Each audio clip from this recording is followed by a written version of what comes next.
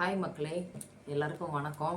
இன்றைக்கி உங்களுக்கு ஒரு யூஸ்ஃபுல்லான ஒரு இதுதான் சொல்லித்தர போகிறேன். என்னென்னா, சாரீக்கு ஃபால்ஸ் வைக்கிறது. ஒரு சின்ன சாரீக்கு ஃபால்ஸ் வைக்கிறது, அதுக்கப்புறம் சாரீக்கு ஓர் அடிக்கிறது, இதெல்லாம் வெளியே கொடுக்காதீங்க.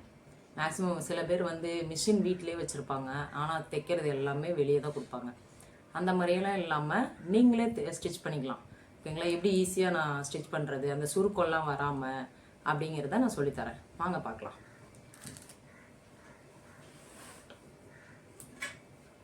பாருங்க, இந்த சாரீ தான் நம்ம இப்போ ஓர் அடித்து ஃபால்ஸ் வைக்க போகிறோம். ஓகேங்களா? இதுலேயும் சுருக்கம் மேக்ஸிமம் வராது. அது இந்த ஃபால்ஸை பொறுத்து, அந்த காட்டனு அந்த மாதிரி இருந்தால் சுருக்கம் வராது. இந்த பாலிஸ்டர் கலந்த ஃபால்ஸ் இருக்கும் இல்லையா, அதெல்லாம் சுருக்கம் வரும். இது பாலிஸ்டர் கலந்தது தான். நம்ம கொஞ்சம் பொறுமையாக வச்சோம் அப்படின்னா கண்டிப்பாக வைக்கலாம். வாங்க எப்படி வைக்கிறதுன்னு பார்க்கலாம்.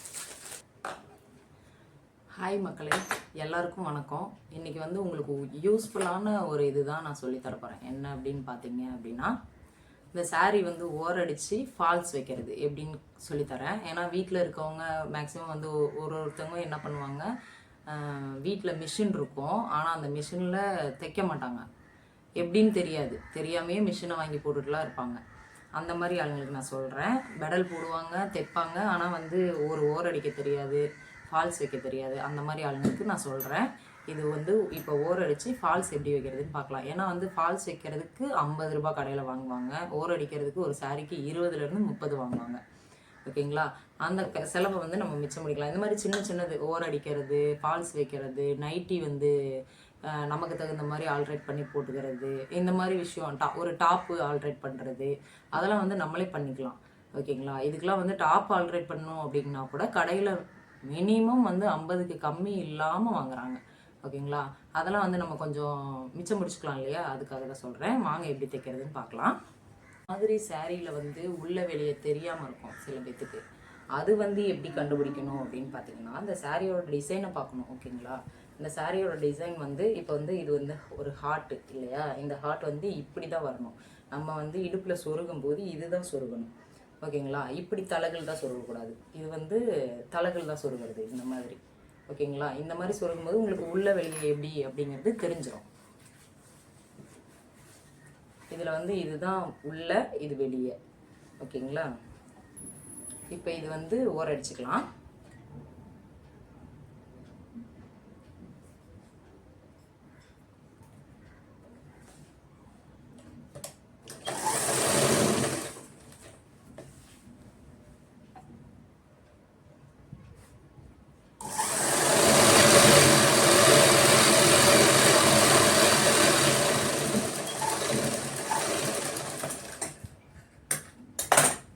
பாருங்க, இது ஒரு சைடு ஓர் அடிச்சாச்சு. பாருங்க, இதுதான் இது ஃப்ரண்ட்டு, இது பேக்கு. இதுதான் முன்னாடி நம்ம இப்படி தான் சொருகுமோ. இது உள்ளர. ஓகேங்களா? அடுத்தது இன்னொன்று என்ன அப்படின்னா, முந்தானையோட கலரு. அதாவது இப்போ உள்குத்து சாரியில் ஒரு கலராக இருக்கும், முந்தானையில் ஒரு கலராக இருக்கும். முந்தானையில் வேறு கலராக இருந்துச்சு அப்படின்னா கண்டிப்பாக நம்ம முந்தானையில், இங்கே பாருங்கள், இப்போ எனக்கு பார்டர் இந்த க்ரீன் கலரில் இருக்குது. நான் இப்போ க்ரீன் கலர் நூல் மாற்றி தான் தைக்கணும். அப்போ தான் பார்க்க அழகாக இருக்கும். கஸ்டமரும் நம்மளை எதுவும் கேள்வி கேட்க மாட்டாங்க. ஓகேங்களா?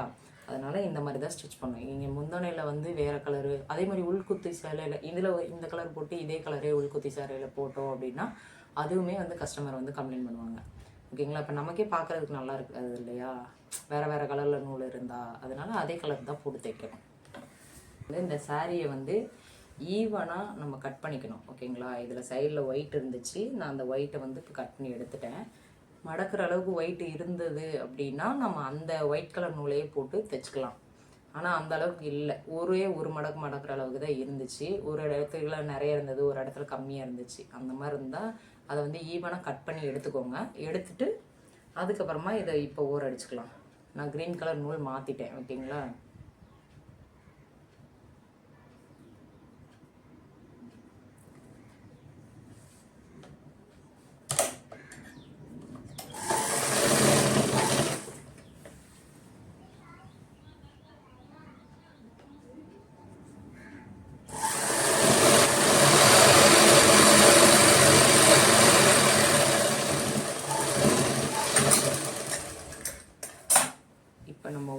எடுத்தாச்சு 2 சைடுமே. இப்போ அடுத்தது ஃபால்ஸ் எப்படி வைக்கிறதுன்னு பார்க்கலாம். நம்ம ஃபஸ்ட்டு saree கட்டுறதுக்கு வந்து நம்ம சொருகம் இல்லையா இடுப்பில், அந்த பக்கத்து இப்போ எடுத்துக்கணும்.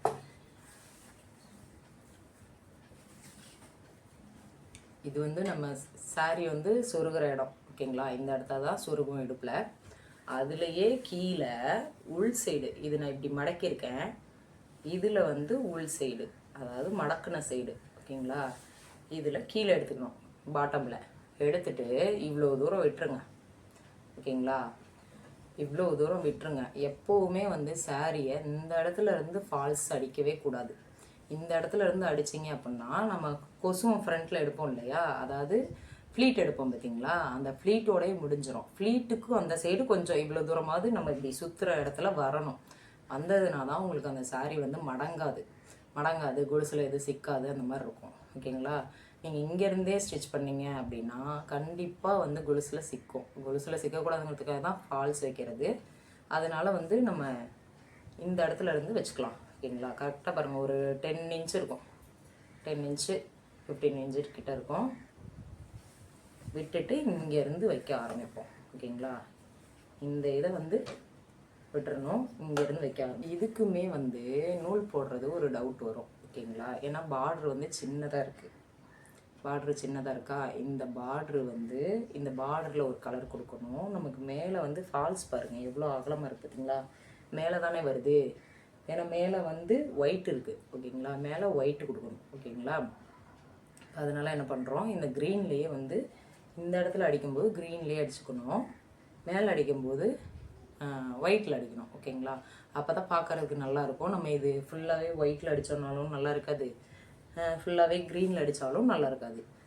அதனால் வந்து கரெக்டாக க்ரீன் இருக்கிற இடத்துல க்ரீன் நூல் கொடுக்கணும்.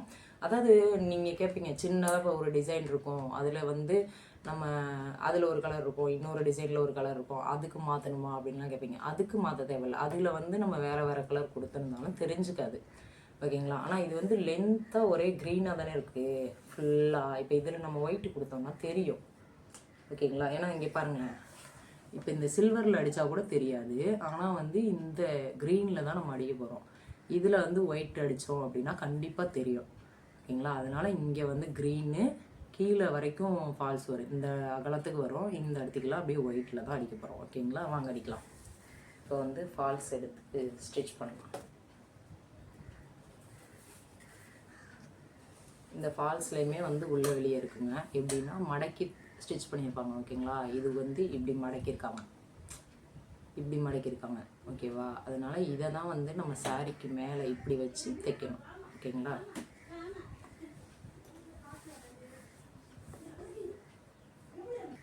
பாருங்க, இது விட்டுருக்கேன் ஓகேங்களா. இப்போ இங்கேருந்து ஸ்டிச் பண்ண போகிறேன்.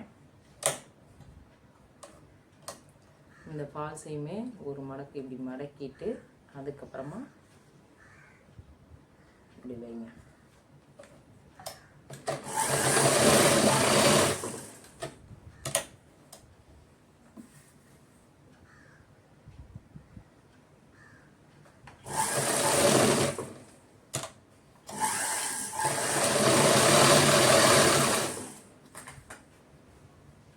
இப்போ இது இப்படி தான் இருக்கும். அடுத்தது நெக்ஸ்ட்டு இதை நான் நூல் மாற்றி எப்படி தைக்கிறதுன்னு நான் சொல்கிறேன்.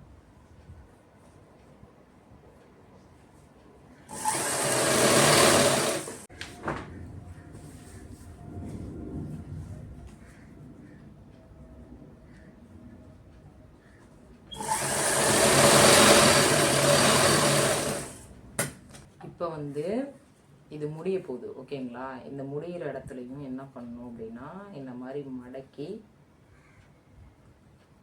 ஸ்டிச் பண்ணிக்கணும்.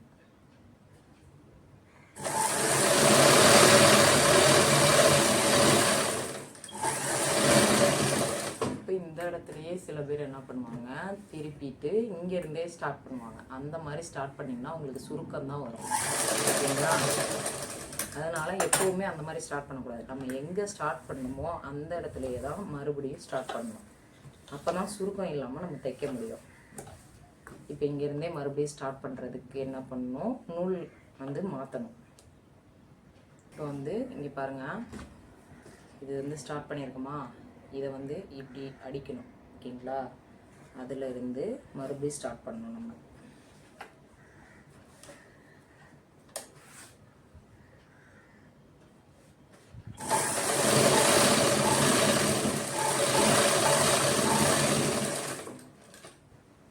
மறுபடியும் திருப்பிட்டு ஸ்ட்ரைட்டாக நம்ம அடிக்கணும். இப்போ வந்து உங்களுக்கு இந்த நூல் டிஃப்ரெண்ட் தெரியாது. கீழே க்ரீனு மேலே ஒயிட்டு, அது வந்து டிஃப்ரெண்ட் தெரியாது. அதே சேம் கலர் போட்டிங்க அப்படின்னா நிச்சயமாக டிஃப்ரெண்ட் தெரியும். நம்ம புடவையே தைக்கிறதா இருந்தாலும் அது அசிங்கமாக இருக்கும், நல்லா இருக்காது. அந்த நூல் ஒரே ஒரு நூல் மட்டும் கலராக தனியாக தெரியும் இல்லையா? அதனால் அது நல்லா இருக்காது. கரெக்டாக பார்டரில் ஒரு கலர் இருந்தது, மேலே ஒரு கலர் இருக்குது அப்படின்னா பார்டரில் இருக்கிற கலரையும் மாற்றிடுங்க, இதையும் மாற்றிக்கோங்க. அந்தந்த கலரே போட்டு தைச்சிங்க அப்படின்னா தான் பார்க்குறதுக்கு நல்லாயிருக்கும்.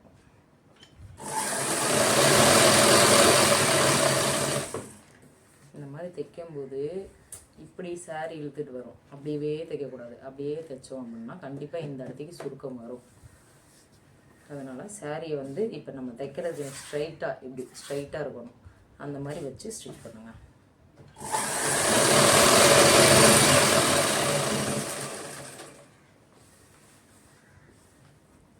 ஒவ்வொரு டைமும் இந்த மாதிரி ஸ்ட்ரைட்டாக எடுத்து விட்டுக்கோங்க, ரொம்ப இழுக்கக்கூடாது.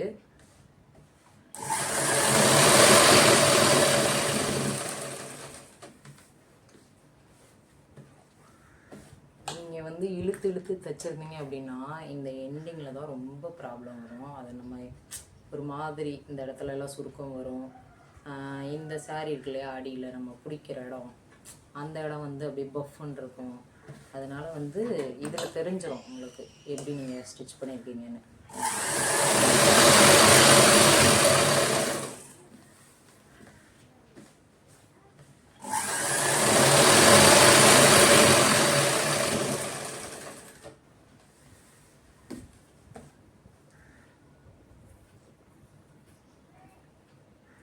பார்த்தீங்களா, இப்படி கரெக்டாக ஸ்ட்ரைட்டாக இருக்குது பாருங்க, எங்கேயுமே இழுக்கல பிடிக்கல, கரெக்டாக இருக்குது.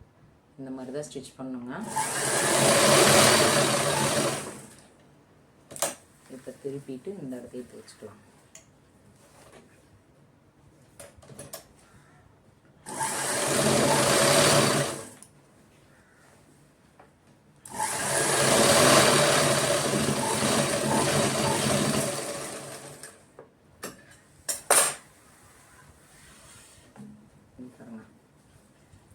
ஸ்டிச் பண்ணி முடிச்சாச்சு. இந்த இடம் எவ்வளோ நல்லா இருக்கு பாருங்களேன். இப்போ டிஃப்ரெண்ட் ஏதாவது தெரியுதா உங்களுக்கு? நூல் விட்டது இந்த இடத்துல மட்டும்தான் லைட்டாக தெரியும், ஏன்னா இந்த இடத்துல நம்ம மாற்ற முடியாது. இந்த இடத்துக்காக க்ரீனு, இந்த இடத்துக்கு மட்டும் ஒயிட்டு, அந்த மாதிரி மாற்ற முடியாது. இந்த இவ்வளோ ஸ்பேஸ் இருக்குது இல்லை இந்த கலரில், அதனால் அதுக்கு மாற்றிக்கலாம், இதுக்கு மாற்றிக்கலாம். இங்கே பாருங்கள், க்ரீனுக்கு க்ரீனு, ஒயிட்டுக்கு ஒயிட்டு, ரொம்ப நல்லா இருக்குது. இது அசிங்கமாகவே தெரியாது. ஓகேங்களா? இதே மாதிரி இங்கே பாருங்கள், ப்ராப்பராக எந்த ஒரு சுருக்கமுமே இல்லாமல் இருக்கு பாருங்க.